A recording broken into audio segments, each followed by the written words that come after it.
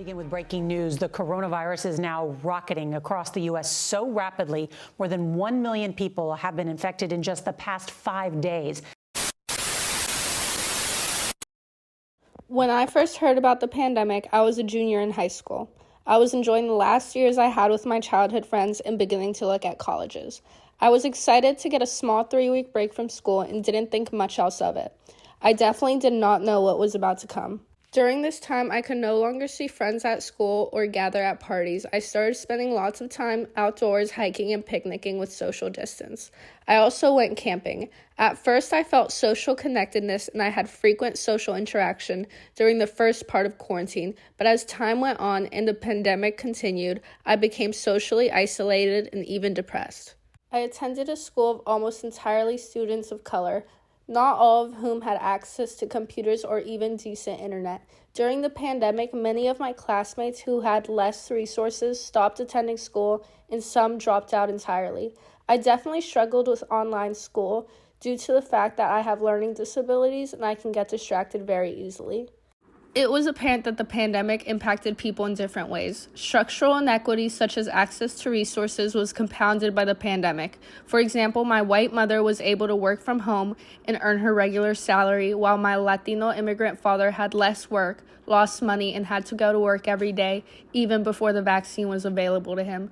Since my mother didn't have to commute, she had more time and she took a side job working on Zoom. While many poor people in communities of color were suffering economically, she was making more money. My mother is employed by a university with a research hospital. She was the first person I knew to be vaccinated. My father is a carpenter who was in a much more risky environment and wasn't vaccinated until many months later. He worked in San Francisco, where Latinos were at a much higher risk of infection and death than anyone else.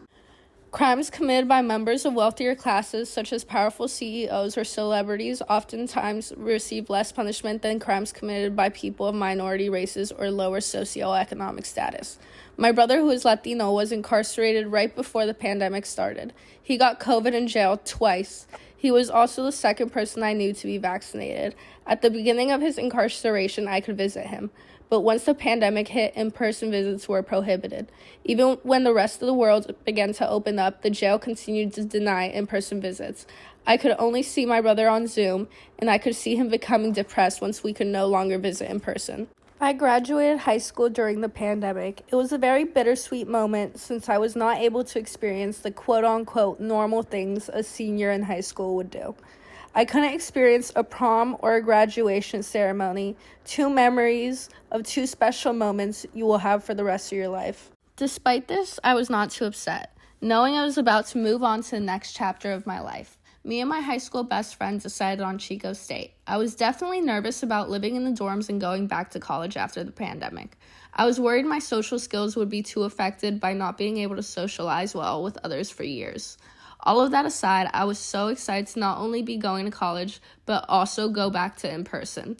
Things felt like they were finally looking up after almost 2 years. Then the worst happened. COVID took my grandfather. My grandparents weren't well informed about the risks of COVID. Whereas my mother got her information from doctors doing COVID research at her institution, my grandparents got their information mostly from social media.